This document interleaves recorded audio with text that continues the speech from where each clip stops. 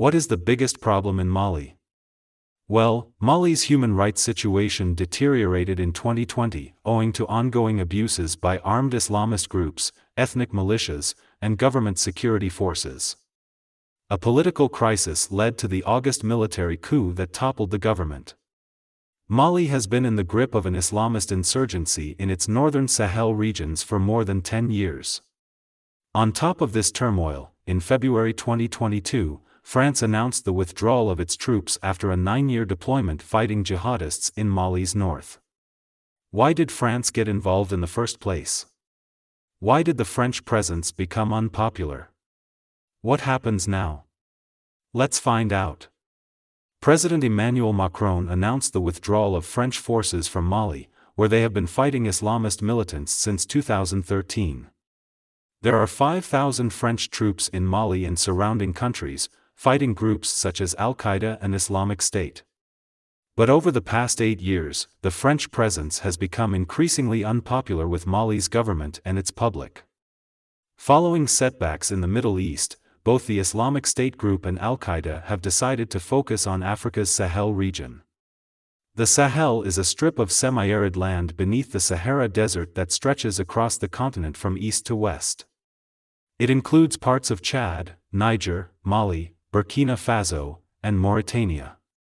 Terrorist groups have carried out terror attacks in the region, killing thousands of people, displacing tens of thousands more, and forcing thousands of schools to close. France sent troops to Mali in 2013 at the request of the government, as the country was facing an armed rebellion. Following the overthrow and assassination of Libya's leader, Muammar Gaddafi, Tuareg mercenaries returned home to Mali, determined to fight for the country's north's independence. They formed an alliance with Al-Qaeda-linked Islamists, who would prove to be the more powerful partners. They took control of the north and threatened to take over the entire country. Until 1960, Mali was a French colony. France's government stated that it wanted to protect the Malian people as well as the 6,000 French citizens who live there. Of those troops, 2,400 have been located in northern Mali, while the rest have been using drones and helicopters to hunt down jihadist cells that operate across Mali, Chad, Niger, Burkina Faso and Mauritania. French troops, together with UN peacekeeping troops, have operated alongside local military forces, patrolling across the deserts of the Sahel. The French forces were warmly welcomed when they first arrived in Mali 9 years ago, but relations have since soured. The country's terror attacks have steadily increased, as has the number of Malians joining insurgent groups. The Islamist militant threat has also spread to other countries, including Burkina Faso and Niger, with insurgents raiding the region from their Saharan bases. Many locals believe that France, as a sophisticated military power, should have been able to solve the terror problem and that it should withdraw if it cannot. The presence of troops from the former colonial power has been described as an occupation by some. The government in Bamako called the French military mission inefficient and unsatisfactory and accused France, its former colonizer, of interfering in Mali's internal affairs.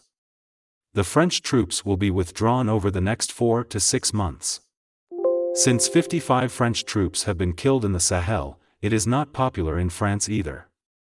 On paper, the French military is in the country to fight terrorism and help it regain its authority over the northern regions.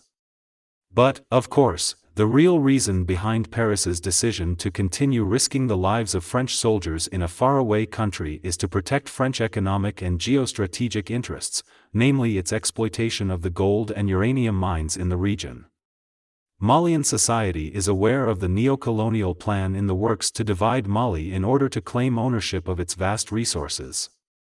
The anti-France sentiment is widespread in French-speaking West Africa, with citizens frequently taking to the streets to tell Paris that they want old colonialists to leave their countries. The mainstream French media is once again painting a distorted picture of the ground reality.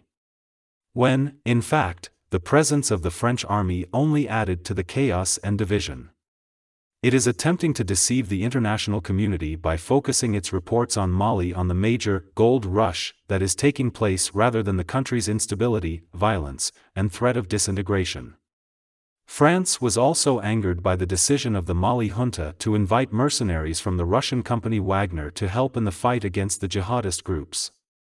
The arrival of the Wagner Group mercenaries has been welcomed by some Malians, who see it as politically neutral.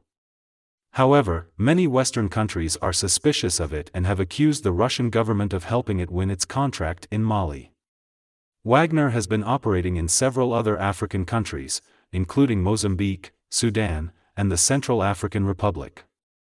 There have also been arguments between the French government and Mali's military junta, which seized power in a coup in August 2020. Mali's parliament approved a 5-year democratic transition plan. The military government will rule for up to 5 years, despite regional sanctions imposed on the country over delayed elections.